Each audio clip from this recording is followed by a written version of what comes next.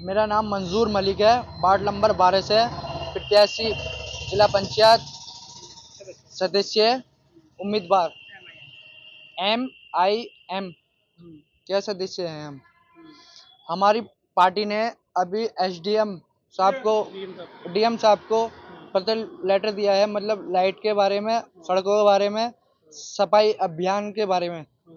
तो ये हमारी सफाई ठीक रहे और लाइट भी ठीक रहे और पानी भी समय पे आए। जी, क्या नाम है आपका? मेरा नाम मतलूब अहमद है। आज आपने ज्ञापन दिया है आपकी पार्टी ने, क्या है पूरी बात?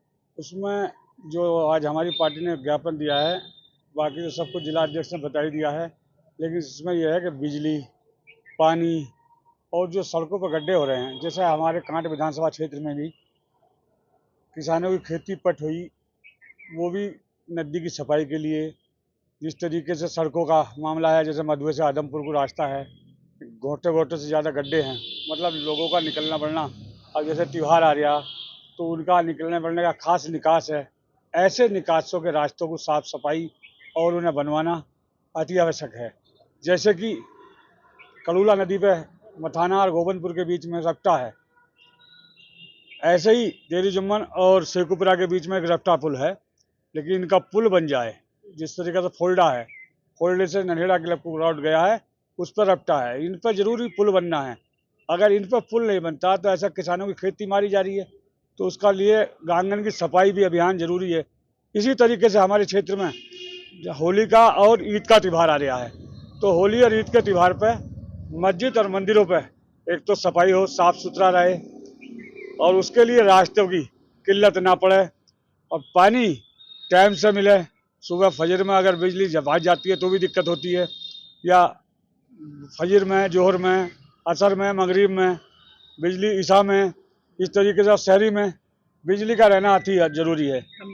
रमजान शुरू हो रहे हैं, पहला रमजान 19 से शुरू है, तराबी हो सकता है कल ही हो, 18 तारीख में ही चांद दिख गया तो कल होगा, तो तराबी कल से हो जाएंगी। इसी में मैं कह रहा हूँ कि साफ सुथरा और सारा माहौल, और जो आदमी वैसे हैं वैसी प्रगति के, जो दोगला प्रगति मान लो, या उन्हें विवादित मान लो, या नशेड़ी मान लो, इस तरीके के लोगों पर लगाम कस कर रखना चाहिए, उनका देख रेख रखनी चाहिए।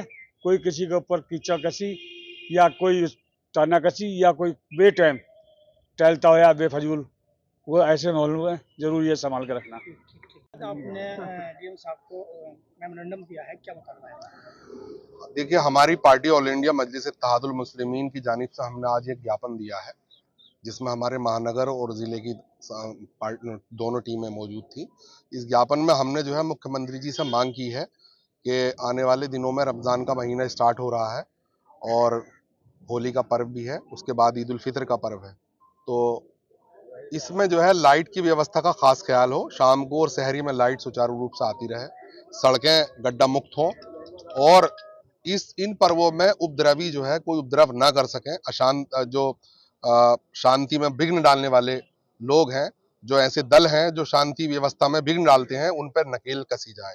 इसके अलावा हम ये मांग कर रहे हैं कि लोग अपने घरों में तरावी की नमाज पढ़ते हैं, तरावी की नमाज जो है सामूहिक रूप से ही होती है, तो अब क्योंकि इसमें हाई कोर्ट का आदेश भी है और हमारे संविधान में ये अधिकार है कि कोई भी अपने धर्म का वो अपनी प्रॉपर्टी में कर सकता है, तो उसमें कोई रोक टोक ना हो, क्योंकि हमारे माननीय उच्च न्यायालय इलाहाबाद का भी आदेश है कि अगर कोई आदमी अपने घर में कोई इकट्ठा होकर भी अगर कोई अपनी रिलीजियस प्रैक्टिस करता है तो उसमें किसी परमिशन की या किसी की जरूरत है नहीं।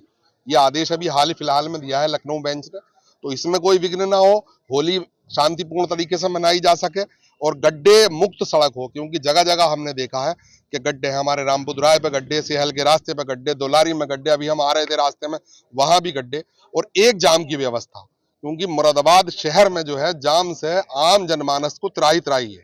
दूसरा, समय पर चेकिंग हो, ऐसे समय पर चेकिंग ना हो कि इफ्तार के लिए लोग जा रहे हैं और दरोगा जी रोके पड़े कि भैया चेक करा लो और उसका जो है रोजा खराब हो जाए। तो चेकिंग की व्यवस्था जो अभी महानगर अध्यक्ष जी ने बताया, उसका समय जो है वो इस तरीके से कर लें कि किसी के रोजे पे विघ्न ना हो। तो ये है, बाकी हमारे विस्तार से तारिक अनवर साहब हमारे बताएंगे, पार्टी के प्रवक्ता, आप इनसे